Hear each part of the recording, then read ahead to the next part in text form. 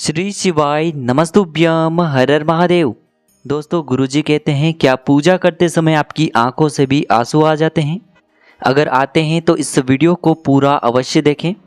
हम आपको कुछ ऐसे रहस्य बताने जा रहे हैं जिससे आपको पता चल जाएगा कि ऐसी कौन सी शक्तियां हैं जिनकी कृपा आप पर बनी हुई है। दोस्तों, हमारे प्राचीन ग्रंथों के अनुसार प्रारंभ में यह ब्रह्मांड एकदम खाली था, हर तरफ केवल अंधकार था।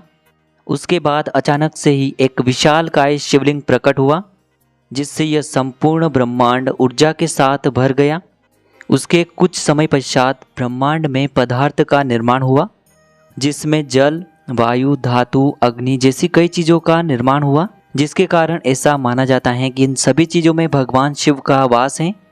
संपूर्ण ब्रह्मांड की कण कण में बसी हुई असीम ऊर्जा शिव ही है, इसीलिए शिव ही आदि हैं और शिव ही अंत हैं।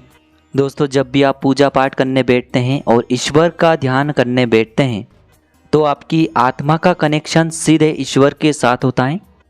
ईश्वर सर्वव्यापी हैं, समस्त सजीव और निर्जीव वस्तुओं में उनका वास है।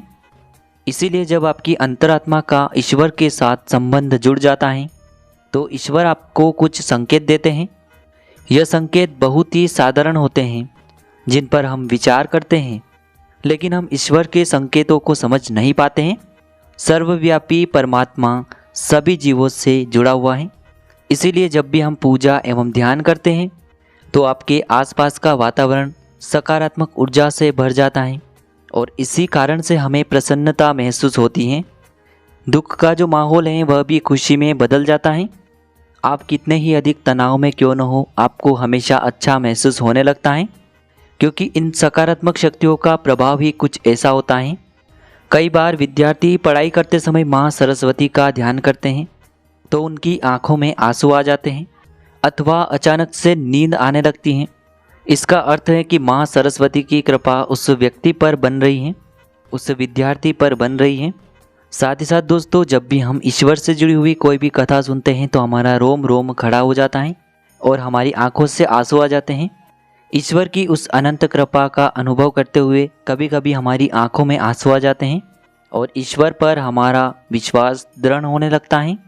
दोस्तों, यदि आपको भी ऐसे संकेत मिलते हैं तो इस वीडियो को अंत तक जरूर देखें। आज के इस वीडियो में हम आपको कुछ ऐसे संकेतों के बारे में बताने वाले हैं। अगर आपको ईश्वर का ध्यान करते हुए यह संकेत मिलते हैं तो समझ जाइए कि ईश्वर आपको कुछ संकेत दे रहे हैं। तो आइए जानते हैं, लेकिन उससे पहले यदि आपने हमारे चैनल को सब्सक्राइब नहीं किया है तो चैनल को सब्सक्राइब करें और बेल आइकन को प्रेस करना ना भूलें। सबसे पहली बात, आंखों से आंसू आना। दोस्तों, यदि आप ईश्वर का ध्यान करने बैठे हैं और आपकी आंखों से आंसू आ जाते हैं तो यह एक ईश्वर का संकेत है। आपकी आत्मा का ईश्वरीय शक्ति से मिलन हो चुका है। ऐसी स्थिति में अपनी जो भी मनोकामना है वह ईश्वर को जरूर बताएं। ऐसे समय पर ईश्वर से की गई हर मनोकामना का फल मिलता है। ज़्यादातर लोग इसे संयोग समझ कर के ध्यान नहीं देते हैं और बस ईश्वर की आराधना में खो जाते हैं, परंतु यह ईश्वर से मांगने का एक सर्वोत्तम समय होता है। जब भी आप पूजा करें और आपकी आंखों से आंसू आ जाएं, तब आपको ईश्वर से अपनी जो भी मनोकामना है, जो भी आपके जीवन में संकट चल रहे हैं, उन्हें आपको दूर करने की प्रार्थना करनी है। साथ ही साथ पूजा करते समय आंखों से आंसू आने का एक कारण यह भी होता है कि आपके अंतर्मन की बुराई की सफाई हो रही है और आपका जो अंतर्मन है वह शुद्ध हो रहा है। दूसरी बात है जलाई हुई ज्योत का बढ़ना। दोस्तों, अग्नि पंच तत्वों में से एक है जिसमें भगवान शिव शंकर का वास है।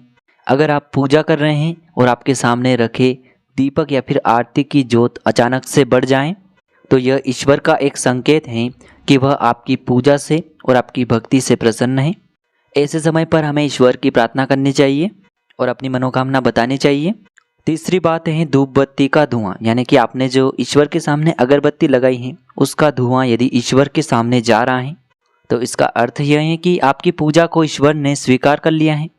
चौथी बात है फूल का गिरना। यदि आपने पूजा करते समय ईश्वर को फूल समर्पित किया है और पूजा करने के पश्चात वह फूल नीचे गिर गया है तो यह भी बहुत ही शुभ संकेत माना जाता है। इसका अर्थ यह है कि आपकी आराधना को ईश्वर ने स्वीकार कर लिया है और वह उसका उचित फल आपको तुरंत ही प्रदान करने वाले हैं। पांचवी बात है द्वार पर गाय का आना। भगवान शिव जी की आरती और पूजा के समय यदि आपके द्वार पर गाय आती हैं तो यह भी बड़ा ही शुभ संकेत माना गया है। आपकी द्वार पर जो भी गायें आई हैं उससे रोटी खिलाएं और नमस्कार करके आपकी जो भी मनोकामना है उससे गौ माता को बताएं। आपकी इच्छा अवश्य ही पूर्ण होगी। तो दोस्तों यह थे कुछ संकेत। यदि आपको भी ऐसे ही संकेत पूजा करते समय मिलते हैं तो आप हमें कमेंट में ज़रूर बताएं। साथ ही साथ वीडियो पसंद आया तो वीडियो को लाइक करें, चैनल को सब्सक्राइब करें और कमेंट में हर हर महादेव जरूर लिखें।